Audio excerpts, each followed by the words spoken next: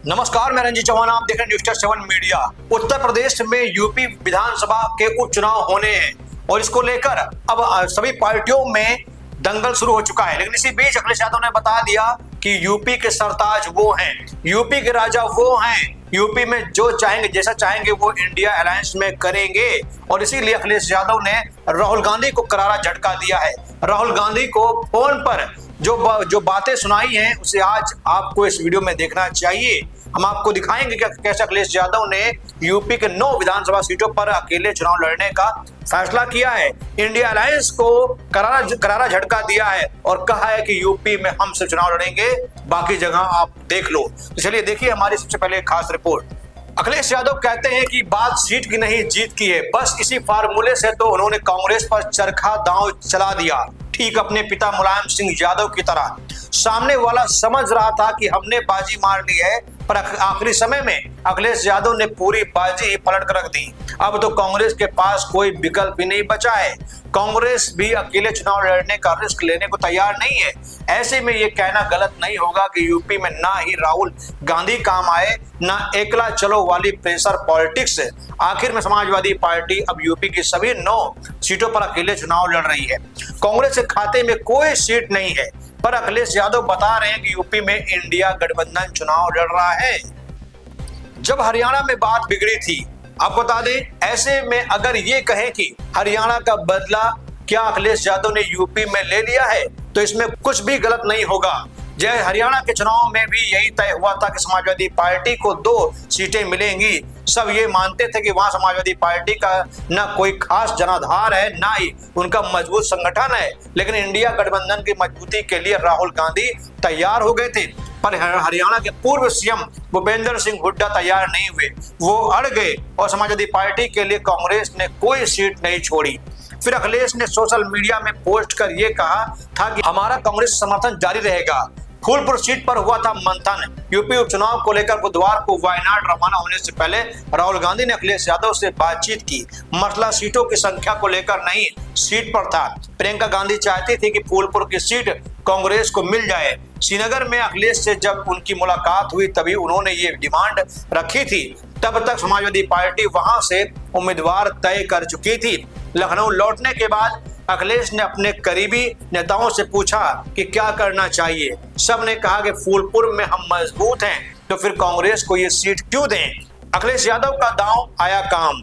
फिर राहुल गांधी के फोन के बाद अखिलेश यादव ने अपने नेताओं से कहा कि हम फूलपुर नहीं लड़ेंगे। इस बात की जानकारी यूपी कांग्रेस के प्रभारी अविनाश पांडे को दे दी गई।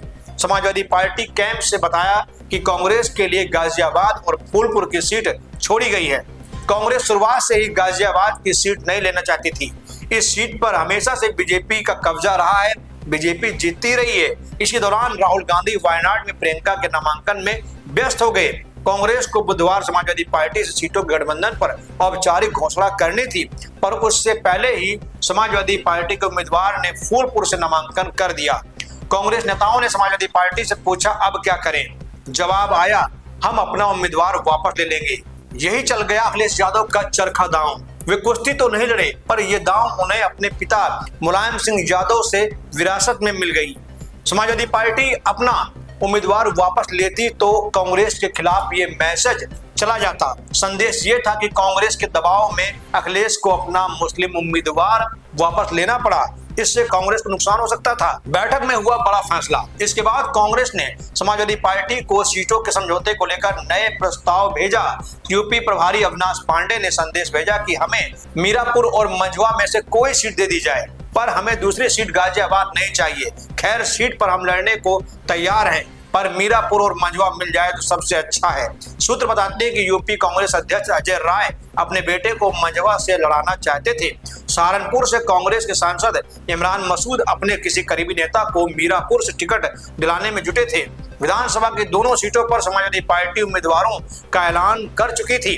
कांग्रेस के प्रस्ताव पर अखिलेश यादव ने अपने करीबी नेताओं से चर्चा की। फैसला हुआ कि कांग्रेस को मीरापुर और मंझवा की सीटें नहीं दी जा सकती। फैसले की जानकारी यूपी प्रभारी अविनाश पांडे को दे दी गई। कांग्रेस नहीं लड़ेगी उपचुनाव। कांग्रेस के पास फिर से पुराना विकल्प बचा रह गया, अलीगढ़ की खैर और गाजियाबाद सदर सीटों से चुनाव लड़ने का। पर यहाँ चुनाव लड़ना लगभग ना लड़ने के बराबर ही है। इन दोनों विधानसभा सीटों पर बीजेपी को हराना बड़ा कठिन काम है। कांग्रेस को लगा हम समाजवादी पार्टी का ऑफर मान लें और बुरी तरह से हार भी जाएं तो क्या फायदा, इससे बेहतर एक समाजवादी पार्टी पर उपकार करना।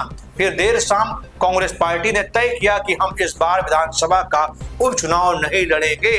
महीने भर पहले यही पार्टी जरूरत पड़ने पर सभी सीटों पर अकेले लड़ने का दम भर रही थी। पार्टी 5 सीटों की मांग पर अड़ी रही, लेकिन हाल आखिरी में हरियाणा वाला हुआ। तो आपने देखा कि हरियाणा वाला जो है बदला अखिलेश यादव ने यूपी में राहुल गांधी से ले लिया। फोन पर राहुल गांधी को फटकार लगाई, डांट दिया, कहा कि हम भैया सीट एक भी नहीं देंगे, हम सभी सीटों पर लड़ाई लड़ेंगे।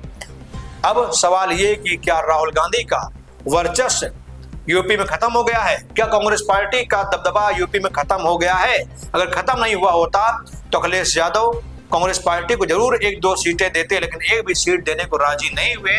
मतलब साफ है कि राहुल गांधी का वर्चस्व हरियाणा चुनाव के बाद कई राज्यों में खत्म देखने को मिल रहा है। बस खबर में बस इतना ही। बने रहिए हमारे साथ। बहुत बहुत धन्यवाद।